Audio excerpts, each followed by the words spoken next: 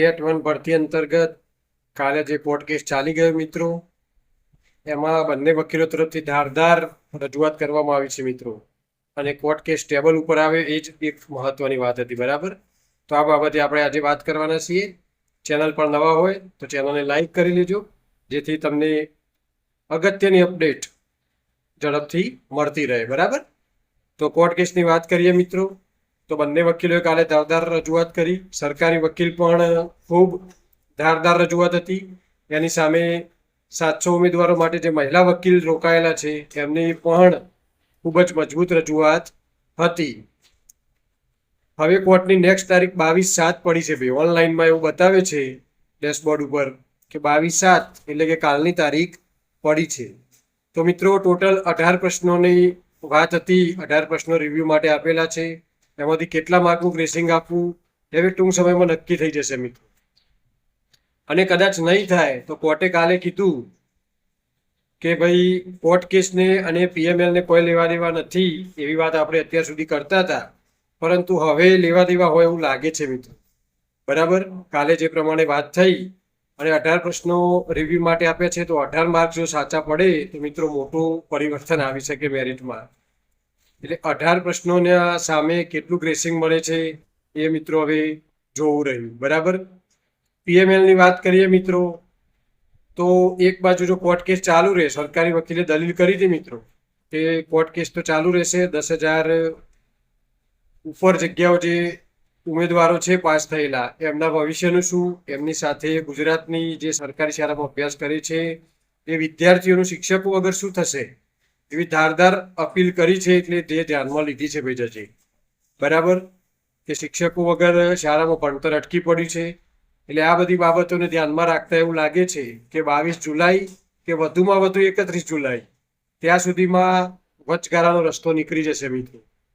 કે 700 ઉમેદવારોને બાજુ પર કરીને પણ જો પીએમએલ આપી દેવાય તો ભરતી પ્રક્રિયા આગળ વધી શકે છે.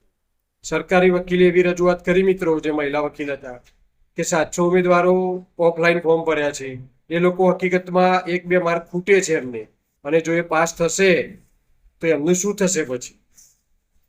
તો સામે સરકારી વકીલે પણ એવું કીધું કે એ લોકો તો નાપાસ છે.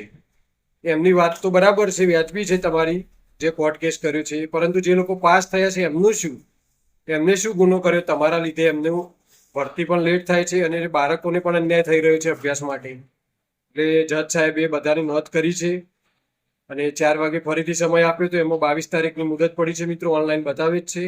અને મોડામાં મોડું 31 તારીખે તો પીએમએલ લગભગ એનો વચગાળાનો રસ્તો નીકળી જશે મિત્રો.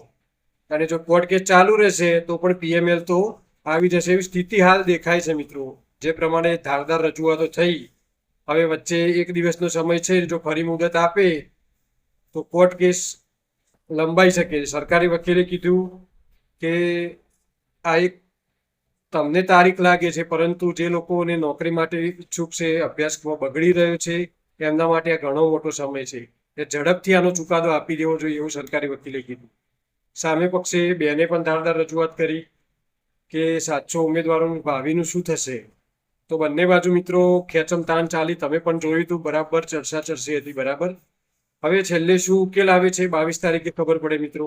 ખૂબ જ તૈયારી સાથે બંને વકીલ આવ્યા હતા અને કોર્ટ ઉપર 14 નંબરની કોર્ટમાં આપણો ટેબલ ઉપર કેસ આવે એ જ મિત્રો મહત્વનું છે. અત્યાર સુધી ફક્ત 1 મિનિટ 2 મિનિટમાં કેસ બંધ થઈ જતો, પરંતુ આજે ખૂબ જ સમય મળ્યો છે.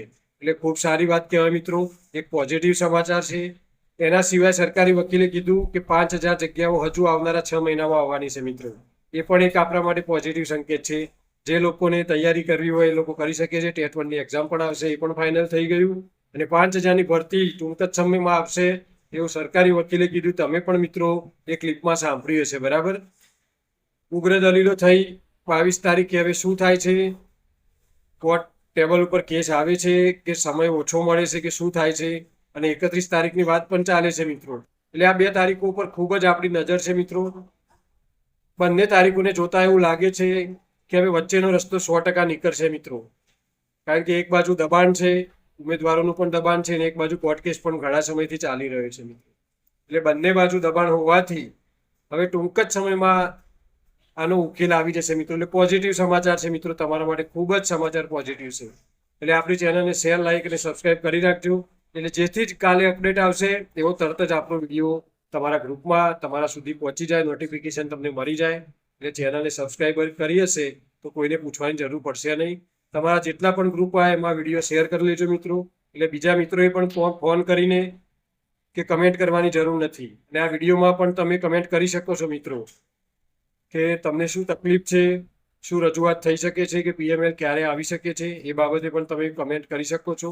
એનો ચોક્કસ અમે જવાબ આપશું. તમે સેફ ઝોનમાં છો કે નહીં એ બાબતે મેરિટને લગતો કોઈ પણ પ્રશ્ન હોય, જ્ઞાન સહાયકો પણ ઘણા પ્રશ્નો પૂછતા હોય છે કે અમને ક્યારે છૂટા કરશે, તો મિત્રો તમારી કમેન્ટનો ચોક્કસ જવાબ અહીંયા આપવામાં આવે જ છે. તો ચેનલ લાઈક, શેર અને સબસ્ક્રાઈબ કરજો અને વધુમાં વધુ મિત્રો શેર કરજો અને વિડીયોને લાઈક કરજો એટલે તમને ઝડપથી નોટિફિકેશન મળી જાય. આભાર.